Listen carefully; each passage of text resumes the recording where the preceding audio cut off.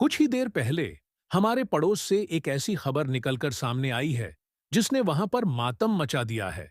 खास करके पाकिस्तानी सेना में दरअसल हुआ यह कि पिछले 1.5-2 साल से पाकिस्तान ऐसी मिसाइल बनाने में लगा पड़ा था जो कि भारत के हर एक इलाके में हिट कर सके, यानी कि हर एक इलाके पर वार कर सके।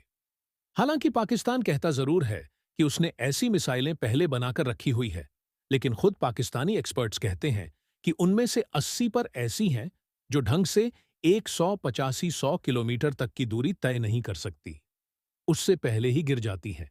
लेकिन जो बाकी 1015 पर भी है, वह चाइनीज टेक्नोलॉजी से बनी हुई है। और चाइनीज टेक्नोलॉजी की सबसे बड़ी कमी यह है कि वह दूर तक चली जरूर जाती है, लेकिन एक तो निशाना सही से नहीं लगाती, दूसरा डिफेंस सिस्टम की पकड़ में बहुत आसानी से आ जाती है। इसीलिए पाकिस्तान अपनी किसी भी मिसाइल पर खुद भरोसा नहीं करता।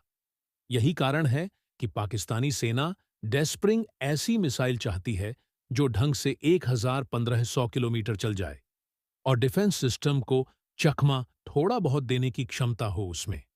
क्योंकि युद्ध में आपको अंत में हथियार ही चलाने पड़ते हैं, क्योंकि मुंह चलाकर और जीभ से कुछ भी बक। अगर युद्ध जीता जाता तो पाकिस्तान भारत से आज तक जितने भी युद्ध लड़ा है उनमें सारों में हारता। क्यों जीत जाता ना? लेकिन ऐसा हुआ नहीं, क्योंकि इनके पास ढंग के हथियार आज तक भी नहीं आए हैं। इसीलिए ये एक लॉन्ग रेंज की बैलिस्टिक मिसाइल प्रोग्राम पर काम कर रहे हैं और इसमें इनका नेशनल डेवलपमेंट कॉम्प्लेक्शन काम तेजी से कर रहा है, जो कि एक सरकारी हथियार निर्माता कंपनी है। तो खैर पाकिस्तान की इस कंपनी और सेना के साथ कुछ ऐसा हो गया है आज जैसे कि सर मुंडाते ही ओले पड़ने शुरू हो जाएं। बल्कि हैरानी की बात तो यह है कि इन्हें तो सर मुंडवाने का भी मौका नहीं मिला। ये लोग मिसाइल बनाने का काम ढंग से शुरू भी नहीं कर पाए थे कि अमेरिका ने इनके खिलाफ कठोर कार्रवाई कर दी है। आप अपने स्क्रीन पर देखिए, अमेरिकी सरकार ने कहा है कि पाकिस्तान न्यूक्लियर मिसाइल प्रोलिफेरा है। इसीलिए हम ऑर्डर 1382 के तहत इनकी इस कंपनी और पाकिस्तान की सेना के खिलाफ सैंक्शंस लगा रहे हैं, प्रतिबंध लगा रहे हैं, जिसके तहत एनडीसी नेशनल डेवलपमेंट कॉम्प्लेक्शन 3 और कंपनियां हैं। इनके खिलाफ पेनल्टी लगाई जाएगी कई मिलियन डॉलर की, और इन्हें अमेरिका में या फिर अमेरिका से संबंधित किसी भी कंपनी से काम करने से भी रोका जाएगा। और इतना ही नहीं, अमेरिका ने कहा है कि वह इस बात को इंश्योर करेंगे कि पाकिस्तान इस मिसाइल डेवलपमेंट प्रोग्राम को पूरा ना कर पाए, क्योंकि यह खतरा है ग्लोबल मिसाइल प्रोलिफिक। मानिए, इन प्रतिबंधों से इस समय पाकिस्तानी सेना में मातम पसरा हुआ है।